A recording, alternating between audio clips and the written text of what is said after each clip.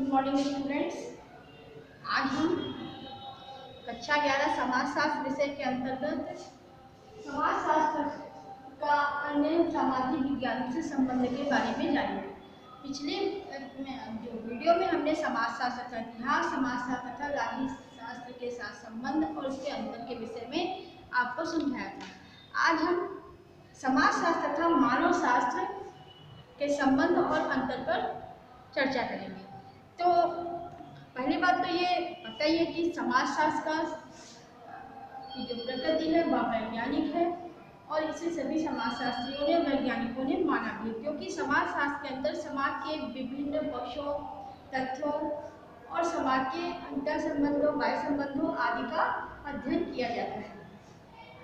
तो आज हम समाजशास्त्र तथा मानव शास्त्र के बारे में चर्चा करेंगे और इसके विषय में भी जानेंगे। तो मानव शास्त्र वह विज्ञान है जो आदिकालीन मानव की शारीरिक, सामाजिक, सांस्कृतिक और खुद विकास संबंधी विशेषताओं का अध्ययन करता है। मानव शास्त्र को 3 प्रमुख शाखाओं में बांटा गया है। एक तो भौतिक मानव शास्त्र, प्रागैतिहासिक मानव शास्त्र तथा सामाजिक मानव शास्त्र। तो भौतिक मानव शास्त्र तथा प्रागैतिहासिक मानव शास्त्र का संबंध आदिम समूहों की शारीरिक विशेषताओं के अध्ययन तथा मानव की पुरातात्विक विशेषताओं को समझने से है। जब हम समाजशास्त्र तथा मानव शास्त्र के संबंध पर ध्यान देते हैं तो हमारा दृष्टिकोण मुख्य रूप से सामाजिक मानव शास्त्र से ही होता है। सामाजिक मानव शास्त्र का विकास पश्चिमी देशों में तब हुआ जब यह समझा जाने लगा कि जो आदिम समाज में हमारे जो मनुष्य थे उनकी संस्कृति का अध्ययन करना जरूरी है। क्यों जरूरी है? जिससे उनके सामाजिक संगठन, आर्थिक संरचना तथा जनजातीय न्याय और कानूनों के अध्ययन के रूप में उसे विकसित किया गया है। और हमें यह जानना जरूरी तब हो जाता है कि हम वर्तमान समाज में और प्रागैतिहासिक मानव समाज में अंतर क्या है और क्या क्या वह किस तरह से रहते थे और किस तरह से अपना कार्य करते थे और उनकी जीवन शैली क्या थी, उसके बारे में जानना जरूरी हो गया। तो इन्होंने इस दृष्टिकोण से सामाजिक मानव शास्त्र को आदिवासी संस्कृति, सामाजिक संगठन, आर्थिक संरचना तथा जनजातीय न्याय कानूनों के अध्ययन के रूप में विकसित किया गया। इस प्रकार आरंभ से ही सामाजिक मानव शास्त्र द्वारा सरल समाजों के अध्ययन पर जोर दिया गया था। फिर आप ले लेते हैं कि सामान्य रूप से ऐसा लगता है कि समाजशास्त्र तथा सामाजिक मानव शास्त्र के बीच कोई संबंध नहीं है। कारण यह है कि सामाजिक मानव शास्त्र आदिवासी तथा अथवा सरल समाजों के अध्ययन से संबंधित है, जबकि समाजशास्त्र में वर्तमान, जटिल और परिवर्तनशील समाजों का अध्ययन किया जाता है। कुछ गहराई से देखने पर स्पष्ट होता है कि किसी भी समाज को पूरी तरह से सरल या जटिल कह देना आसान नहीं है, क्योंकि देश की राजधानी दिल्ली जैसे जटिल समाज के बीच में भी बहुत से ऐसे समूह निवास करते हैं जिनकी विशेषताएं जो है सरल समाजों की तरह ही होती हैं। इसका तात्पर्य है कि मानव शास्त्रियों ने सरल समाजों के अध्ययन के लिए अध्ययन पद्धतियों का उपयोग किया। वे समाजशास्त्र किसी न किसी रूप में उपयोगी हैं। फिर आप आते हैं कि सामाजिक जो मानव शास्त्र की विशेषता है रही कि इसके अंतर्गत जो क्षेत्रकार के द्वारा जनजातीय समाजों के अध्ययन पर जोर दिया गया।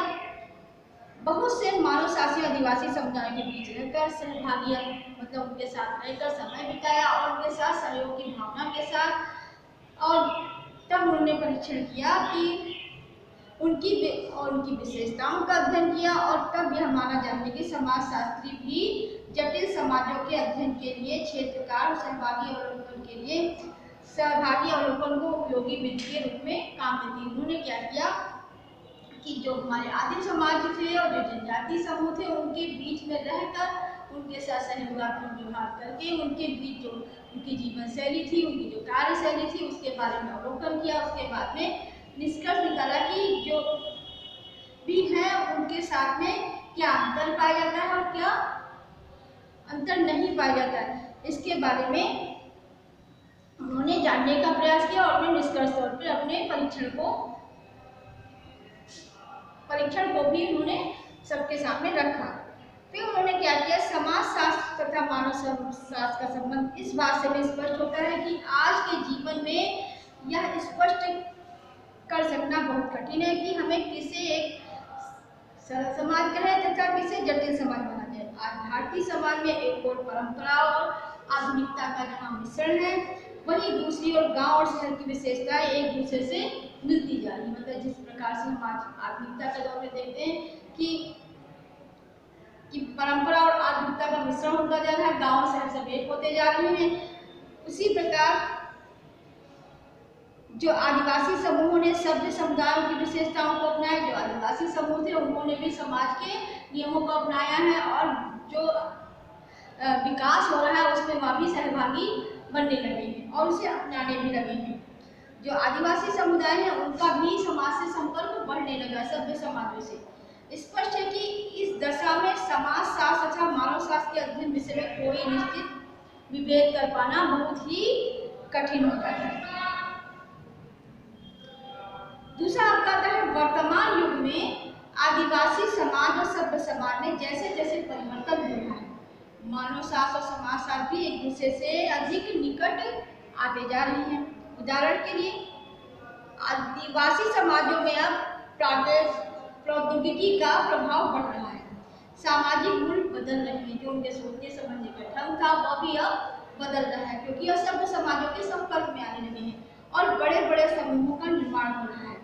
इस प्रकार सामाजिक परिवर्तन और नए प्रौद्योगिकी के अध्ययन से समाज शास्त्र और मानव शास्त्र एक दूसरे के अधिक निकट ला दिया है, मतलब एक दूसरे को बहुत अधिक निकट ला दिया है क्योंकि उनके यहाँ भी जो समाज में आके परिवर्तन हो रहे हैं तो उनके यहाँ भी उनके समाज में भी परिवर्तन हो रहा है, उनके सोचने समझने के ढंग में भी विकास हो रहा है और वह भी सभ्य समाजों के संपर्क जैसा व्यवहार करने लगे हैं। इसी पर बाटोमोर ने कहा है कि भारत का उदाहरण में देते हुए कहा कि समाज शास्त्र मानव की शास्त्र के संबंध को स्पष्ट किया है। उनका कहना है कि भारतीय समाज ना तो औद्योगिक रूप से पूरी तरह विकसित है और ना ही आदिम समाजों की तरह पूरी तरह पिछड़ा हुआ।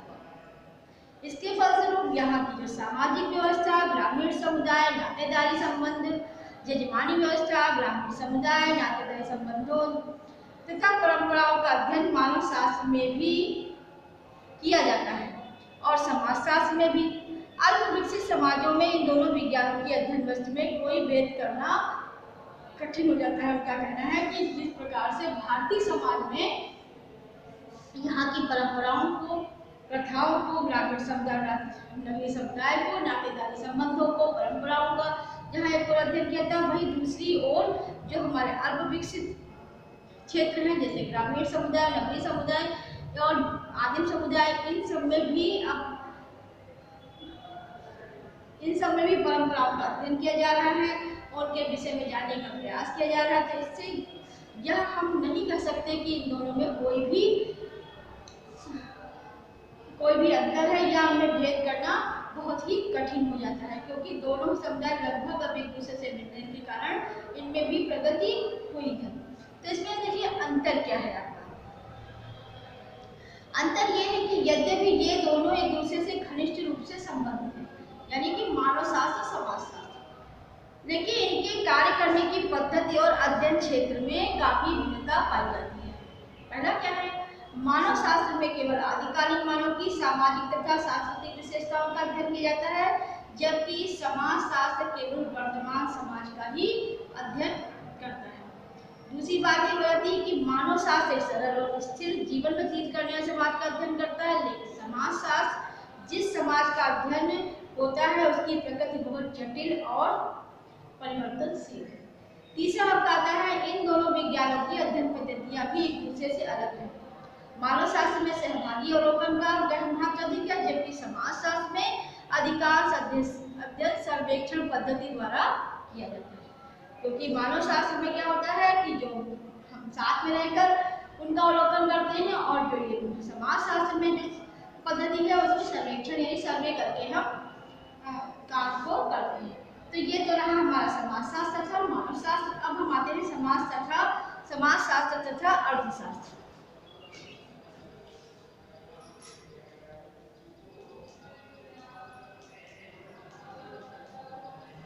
समाज शास्त्र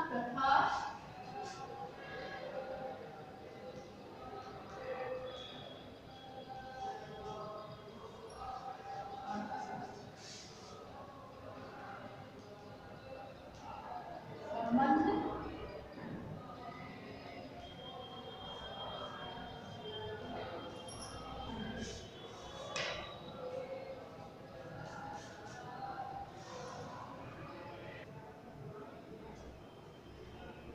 अब हम समाजशास्त्र तथा अर्थशास्त्र के संबंध पर प्रकाश डालेंगे, इसके बारे में भी हम समझेंगे। तो समाजशास्त्र तथा अर्थशास्त्र का संबंध जो है, समाजशास्त्र तथा अर्थशास्त्र का बहुत समय पहले से ही घनिष्ठ रूप से संबंधित माना जाता है। समाजशास्त्र के विकास के आरंभिक समय में समाजशास्त्र को अर्थशास्त्र का ही एक शाखा के रूप में देखा जाता था। बाद में समाजशास्त्र का अधिक विकास होने पर इसे स्वतंत्र विज्ञान के रूप में स्वीकार किया गया। अर्थशास्त्र तथा समाजशास्त्र के संबंध को स्पष्ट करने के लिए सबसे पहले अर्थशास्त्र के वास्तविक अर्थ को जानना होगा। इसके एक अर्थशास्त्री हुए मार्शल। जो लोग अर्थशास्त्र सब्जेक्ट पढ़ते होंगे उन्हें पता भी होगा कि मार्शल जो है वो अर्थशास्त्री है। तो मार्शल ने अर्थशास्त्र के व्यवहारिक अर्थों में हमारा ध्यान केंद्रित करते हुए कहा है कि अर्थशास्त्र मनुष्य की आर्थिक क्रियाओं का वह अध्ययन है जो मानव कल्याण से संबंधित है। ये परिभाषा है जिन्होंने अर्थशास्त्र के अर्थ को स्पष्ट किया है। इस दृष्टिकोण से समाजशास्त्र तथा अर्थशास्त्र के संबंध को निम्नांकित आधारों पर हम समझ सकते हैं। तो पहला पॉइंट आपका ये होगा कि वास्तव में सामाजिक तथा आर्थिक संबंध एक दूसरे से किसी भी प्रकार अलग नहीं होते। सत्य यह है कि एक और समाज की सभी रीतियां, परंपराएं, लोकाचार, प्रथाएं, संस्थाएं आर्थिक दशाओं द्वारा ही प्रभावित होते हैं, वहीं दूसरी ओर आर्थिक व्यवस्था और सामाजिक परिस्थितियां, सामाजिक संगठन और सामाजिक मूल्यों का गहरा प्रभाव पड़ता है। दूसरा क्या है, लगभग सभी समाजों में यह देखने को मिलता है कि आर्थिक विकास तथा सामाजिक प्रगति एक दूसरे पर निर्भर होती है। उदाहरण के लिए यदि समाज में अशिक्षा, अंधविश्वास, बुराइयां, अपराधों की मात्रा अधिक हो जाए तो आर्थिक विकास संभव नहीं हो पाता। दूसरा उदाहरण देखिए कि दूसरी ओर यदि निर्धनता, बेकारी और आर्थिक उतार चढ़ाव जैसी आर्थिक समस्याएं समाज में मौजूद रहती हैं, तब भी समाज को संगठित करना कठिन हो जाता है। इस प्रकार समाजशास्त्र तथा अर्थशास्त्र एक दूसरे के अध्ययन का लाभ उठाकर समाज को व्यवस्थित बनाते हैं और फिर सहयोग करते हैं। तीसरा है आपका समाजशास्त्र तथा अर्थशास्त्र इस कारण से भी एक दूसरे से संबंधित है कि इन दोनों विज्ञानों में कुछ सामान्य तथ्यों का अध्ययन किया जाता है। उदाहरण के लिए जैसे ग्रामीण पुनर्निर्माण, श्रम कल्याण, श्रम दशाओं में सुधार, औद्योगिकरण, नगरीकरण, नियोजन आदि इसी प्रकार के विषय हैं। इससे स्पष्ट होता है कि समाजशास्त्र तथा अर्थशास्त्र अनेक समस्याओं के अध्ययन में समान रुचि लेने के कारण एक दूसरे से संबंधित है। चौथा आपका आता है पॉइंट कि वर्तमान युग में समाजशास्त्र तथा अर्थशास्त्र के संबंध में और अधिक वृद्धि हुई है।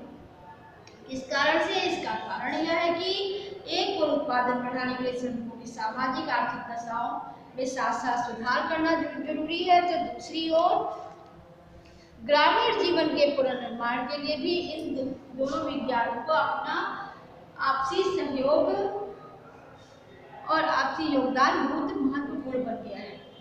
इसके अतिरिक्त सामाजिक दशाओं में होने वाले मौजूदा परिवर्तन फलस्वरूप भी हमारे आर्थिक संबंध में बहुत कुछ परिवर्तन हुआ है। इसी आधार पर बटलर ने यह निष्कर्ष दिया कि समाजशास्त्र और अर्थशास्त्र को अब अधिक समय के लिए एक दूसरे से अलग नहीं रखा जा सकता, क्योंकि क्या कारण ये है कि समाजशास्त्र में जैसे तो सामाजिक उतार चढ़ाव आता है और अर्थशास्त्र में उन सभी जो उतार चढ़ाव को पूरा करने की क्षमता होती है।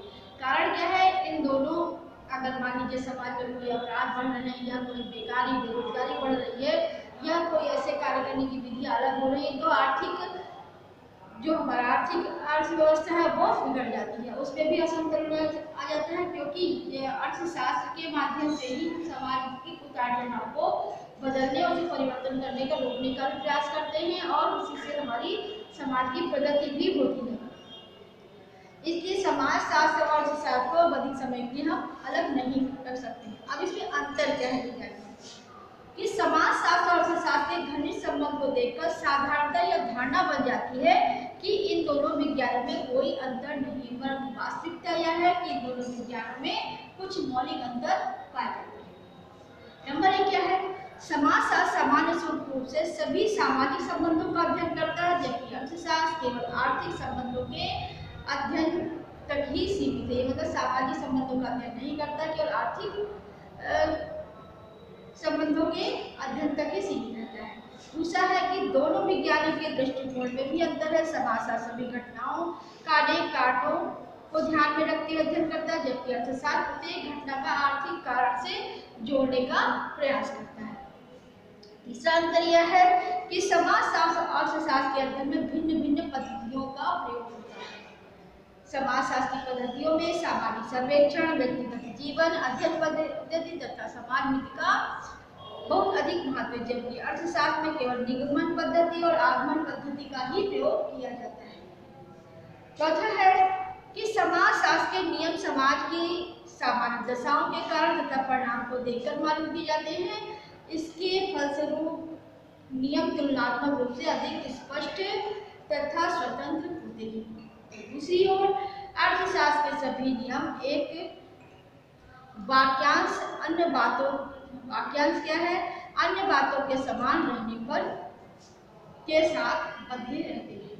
अब हम निष्कर्ष तौर पर आते हैं कि कई समाजशास्त्र में निष्कर्ष दिए हैं, उनके आधार पर उनके विचारों को जानने का प्रयास करते हैं कि किन लोगों ने क्या क्या निष्कर्ष दिए हैं।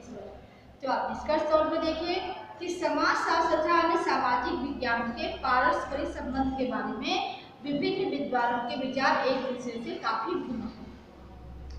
इस संबंध में मुख्य रूप से कांट, स्पेंसर, बार्ट तथा सोरोकिन के विचारों पर ध्यान देना आवश्यक है। तो आपका कांट के अनुसार समाजशास्त्र एक स्वतंत्र सामाजिक विज्ञान है। समाजशास्त्र का उद्देश्य एक समग्रता के रूप में समाज का अध्ययन करना है। दूसरे शब्दों में समाजशास्त्र एकमात्र ऐसा विज्ञान है जो पूरे समाज का अध्ययन करके हमें सामाजिक जीवन की वास्तविकताओं से बोध करवाता है। अन्य सामाजिक विज्ञानों के दृष्टिकोण सामाजिक जीवन के किसी एक पक्ष तक ही सीमित रहता है। इस दशा में समाजशास्त्र का अन्य सामाजिक विज्ञानों से संबंध स्थापित करने का कोई प्रश्न ही नहीं उठता है। दूसरे और लोगों में उनके विचार लेंगे। हर्बर्ट स्पेंसर, लेस्टर बार्ट तथा सोरोकिन के विचार कांटे से भिन्न हैं। स्पेंसर ने स्पष्ट किया जिस तरह शरीर का विभिन्न अंग एक दूसरे से संबंधित होने पर ही कार्यात्मक रूप से उपयोगी होते हैं, उसी तरह सामाजिक जीवन की संपूर्णता को भी उसके आर्थिक, धार्मिक और राजनीतिक पक्ष से अलग करके नहीं समझा जा सकता।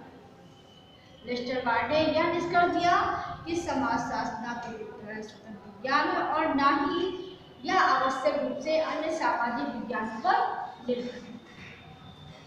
इसी तरह समाजशास्त्र संबंधी अध्ययन का एक अलग दृष्टिकोण है।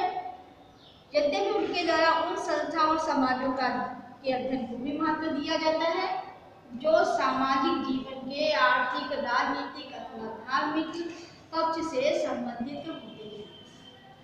सोरोकिन ने विभिन्न विज्ञान और समाजशास्त्र के बीच आपसी निर्भरता के संबंध पर जोर दिया। इस सभी विचारों का ध्यान में रखते हुए बार्न्स तथा बेकर ने यह निष्कर्ष दिया कि समाजशास्त्र अन्य सामाजिक विज्ञानों की न तो दासी है और न ही उसकी मालकिन, बल्कि केवल उसकी एक सहयोगी बहन है। स्पष्ट है कि वर्तमान दशाओं में दूसरे सामाजिक विज्ञानों की तुलना में समाजशास्त्र को अधिक उपयोगी विज्ञान जरूर कहा जा सकता है, लेकिन इसे पूरी तरह से स्वतंत्र सामाजिक विज्ञान नहीं कहा जा सकता। तो ये तो आपके निष्कर्ष तौर पर हो गए। हमने आप कई समाजशास्त्र के विचार भी जाने और मतलब क्या क्या निष्कर्ष इसके बारे में भी हमने जाना। तो हम उसके अंतर्गत कुछ क्वेश्चन पूछ रहे हैं जिन्हें आपको आंसर लिखना है। मैंने पिछले वीडियो में कुछ क्वेश्चन दिए थे, उनका भी आंसर लिख लीजिएगा। दूसरा, यहाँ पे हम कुछ दीर्घ उत्तरीय प्रश्न देंगे क्योंकि हमने कल लघु और अति लघु आपको दे चुके हैं पिछले वीडियो में। तो क्वेश्चन नोट कर लीजिए। समाजशास्त्र की परिभाषा दीजिए, यह अर्थशास्त्र से किस प्रकार संबंधित है। दूसरा है समाजशास्त्र तथा मानव शास्त्र के बीच क्या संबंध है तथा इसमें अंतर स्पष्ट कीजिए।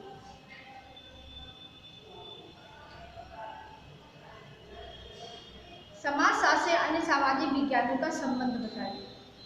समाजशास्त्र तथा अन्य सामाजिक विज्ञानों के संबंध पर कांट और सोरोकिन के विचारों को समझाइए। अभी हमने कांट और सोरोकिन के विचार जो थे निष्कर्ष में बताए हैं उनके बारे में लिखना है कि उन्होंने कौन कौन से विचार दिए हैं। ये तो आपके क्वेश्चंस हो गए और आपका यहाँ पे लेसन समाप्त होता है। अगला लेसन हम अगले वीडियो में आपको देंगे। तब तक के लिए वीडियो देखिए। वीडियो देखने